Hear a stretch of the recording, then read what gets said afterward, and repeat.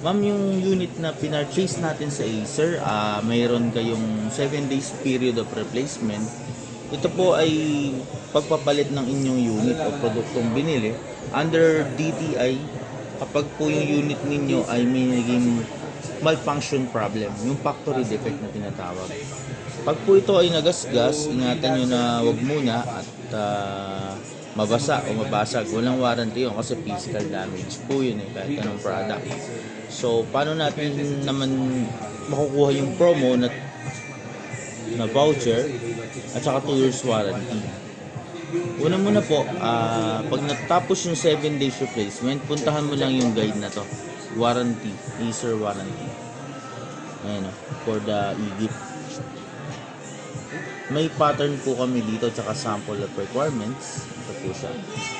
Sa requirements ma'am, simple lang naman. Mag-picture ka lang ng box yung sa gilid po na binili ninyong box.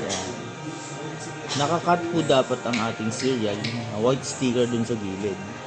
Ganyan po ang pagkakakat. Tsaka natin siya kukuhanan ng picture na tinanggal natin siya sa box. And then yung resibo po dapat cut, nakakrap po siya ng one whole. Nakikita yung serial dito, firma, pangalan ng detalye ng bumili. Kung kanino po nakapangalan yung resibo, ID din niya yung ipipresent niya sa Acer website o yung i-upload natin. Ito po yung ating ID sample. Wala pa rin yung ating sample para ko ay delete natin siya.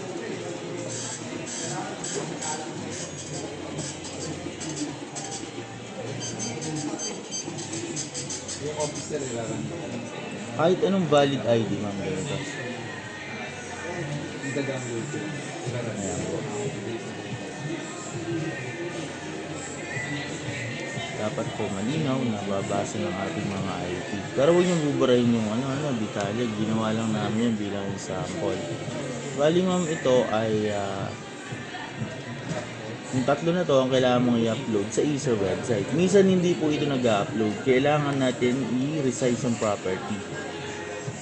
Halimbawa, ang pinicturean mo na, pwede mong screenshot bago mo ipasa sa laptop. See to it na below 1 MB to. Yung kanyang size on the disk o property ng isang file, photo file. So, paano naman pong i-register online? Ito yung ating step 1. May guide kaming ginawa, only in Acer Cabanatuan. Punta ka lang sa site ni Acer. May mga araw naman to guide yung gagawin ninyo. Maaaring may mga little changes dun sa website ni Acer. Baka may simple quiz siya doon, I am not a robot. Sundan nyo na lang po. Ang mahalaga po dyan, malagay nyo yung Gmail account kung sino yung bumili. Pangalan dapat niya. And then, sa dulong part ng bahagi ng registration, dito na natin ina-upload yung 3 photos na pin-repair natin. May mga reminders pa rin po dito kung paano. Malagyan bilang, isang ID lang po at huwag kalimutan na ating kumpleto yung mga detalye dito. Hindi po kasi siya magsisend kapag kakulang.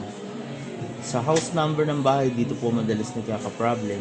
Hindi nilalagyan o none ang nilalagay. 0 na lang ilagay nyo kung walang house number. Tapos yung ating serial number on the box, dito po kumpletuhin at i-upload na yung mga kailangan natin i-upload na photos yung pinakita kanina. Pag sinabit natin ito ma'am, automatically nakuha mo na yung unang promo from 1 year into 2 years warranty. So, pupunta lang po kayo ng email ninyo, Gmail na nilagay nyo sa site ni Acer para makita yung confirmation. Sa confirmation po na yan, sabi dito, in 5 to 10 business days, not including weekends, darating sa'yo yung warranty o verified letter na po. Ganito po yung itsura niya.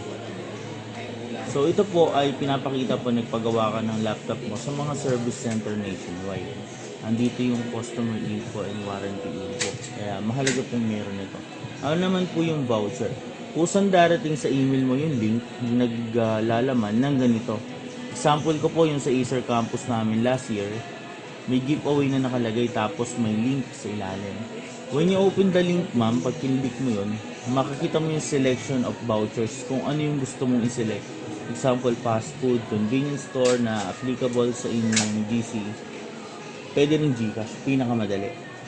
Pagka po na-click nyo na yung Gcash doon, i-enter mo na yung number mo. Tapos, may mga select kang amount kung magkano kiniklaim mo. 2,000 for this unit. Mapapasok na po yung inyong Gcash at the real time dun sa inyong account. Yun lamang po. Hotline numbers po, nilagay din namin dito. Kung ano ba, gusto nyo i-follow up. Support ni Acer po yan.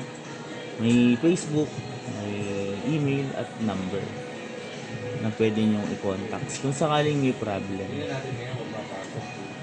Okay na po.